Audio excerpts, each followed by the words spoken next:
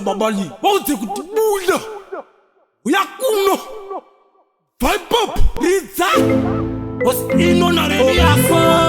fiku papo no tachkada makateye not buyaka akuzaita yakuita ungefe ungefanza budisa ngoma upo zine flame mbare utakozile zengeze ati uyabuyaka basa unopezi makati yani yasipisa shite na yevadifurira nzira vatitike inini topika kinde unombe vatishika zikashike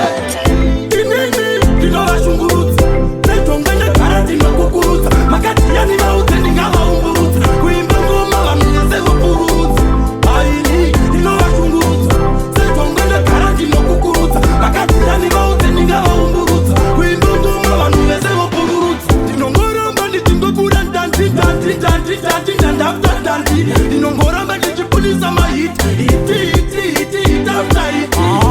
kusika vazovuma andizi kumavuma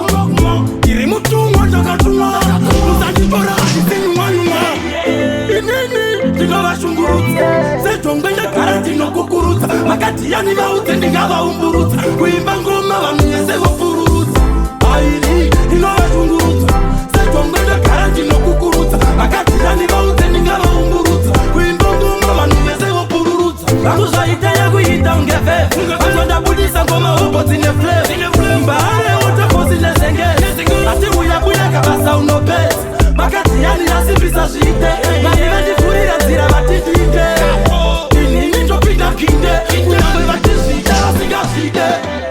inini ndinovashungurudza netongwende gara ndinokukurudza makati yani vauze ndingavaumburudza kuimba ngoma vanhu vese vopururudza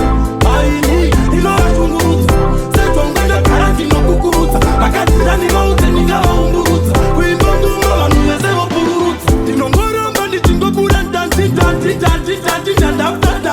ndinongoramba ndichipudisa mahiti